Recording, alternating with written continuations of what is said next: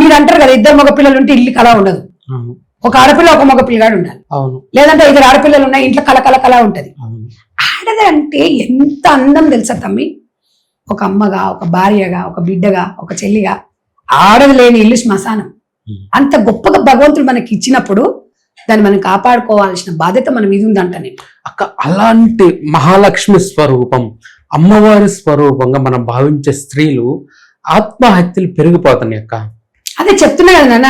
ఇప్పుడు ఏం ఆలోచిస్తారు, జీవితమే అదే అనుకుంటారు. అసలు జీవితం అది కాదు.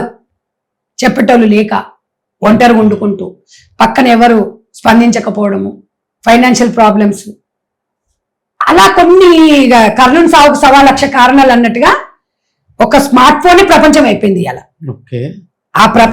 అందులో చూసి ప్రపంచాన్ని అదైపోతున్నారు.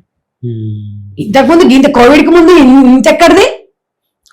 ఎప్పుడైతే ఆన్లైన్ క్లాసులు వచ్చినాయో, ఎప్పుడైతే ఆ కోవిడ్ దిక్కుమాల కోవిడ్ అప్పటి నుంచి ఆన్లైన్ క్లాసులు ఆన్లైన్ అని చెప్పేసి మొత్తం సోషల్ మీడియా మొత్తం దరిద్రం అయిపోయింది. పొద్దు లేసే సోషల్ మీడియాలని ఉన్న దరిద్రాలను అలానే చూడొచ్చు. అక్క నీ మీద నాకు ఎప్పటి నుంచో కోపం ఉంది అక్క. ఎందుకంటే చాలా కోపం ఉంది. ఎందుకు అక్క? చాలా పోరాటం చేసావు, చాలా మంచి పేరు వచ్చింది. కానీ ఎందుకక్క మరి చిన్నపిల్లలు చూసే టీవీ షోల్లో డబల్ మీనింగ్ డైలాగులు, వాటి మీద ఎందుకు అక్క పోరాటం చేయట్లేదు? నువ్వు అన్నావు కదా, నీ మీద కూడా నాకు కోపం వస్తుంది. సంధ్యక్క లాంటి వాళ్ళు కొన్ని 100 మంది మహిళలు ఉన్నారు. వాళ్ళని ఎందుకు ప్రశ్నించారు మీరు? ఒకటి, ఇప్పుడు సమాజంలో ప్రతి దగ్గర సంధ్యక్క ఎందుకు ఉండాలి? ప్రతి దగ్గర సంధ్యక్కనే ఉంటే కాదు కదా. సంధ్యక్క లాంటి అక్కలు చాలా మంది ముందుకు రావాలి. ప్రతి ఇంటి నుంచి ప్రతి ఆడపిల్ల ప్రశ్నించే గొంతు రావాలి. వస్తేనే సమాజం సంధ్యక్క ఒక్క నుంచి సమాజం ఏం చుట్టుకరమ్మను. అర్థమైందా? ఇవాళ నేను 100% నేను చిన్నపిల్లల విషయాలలో ఏమైనా జరుగుతా మాత్రం డెఫినెట్ గా స్పందిస్తా. నువ్వు చెప్పు ఈ విషయం అక్క అని చెప్పి నేను డెఫినెట్ గా స్పందిస్తా.